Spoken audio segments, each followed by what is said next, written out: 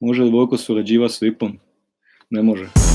Najpoznatiji dječak, Vojko V, u svojoj je pjesmi reka ne može, a društvenim se mrežama proširio novi popularni hashtag. U isto je vrijeme na naše stolove stigao brief za ljetnu VIP-mi kampanju. Pa zašto to ne spojiti? Glas ciljane skupine već imamo, a ubacit ćemo ga u YouTube live video. Čak se i ideja nametnula sama od sebe. Nagovorit ćemo ga da promijeni mišljenje. Kako?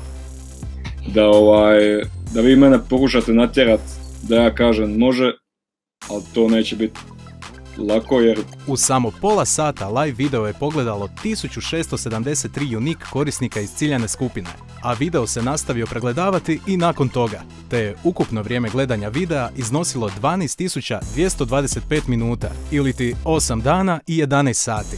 Stiglo je ukupno 2810 komentara. Može li Vojko grli Kolindu? Pa da sam bio tamo na kiši, vjerojatno bi je zagrlio. Ti odmah ne može, ne vjeruje ništa u to, ne može. To, evo može, dame i gospodo, znači, može li Vojko dobiti Grammy?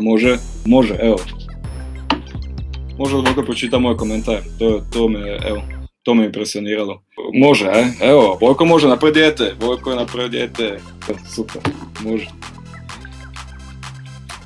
Svaka čast, da su, znači, minimalistički pristup, ubija se. Njih 6 uspjelo je u namjeri da nagovori Vojka da kaže može. Eto, može. Eto. U samo pola sata uspjeli smo aktivirati YouTubere, podijelili nagrade i uvjerili Vojka da kaže može. Uglavnom, hvala vam svemu, ovo je bilo zabavno, pozdrav režiji, pozdrav svima.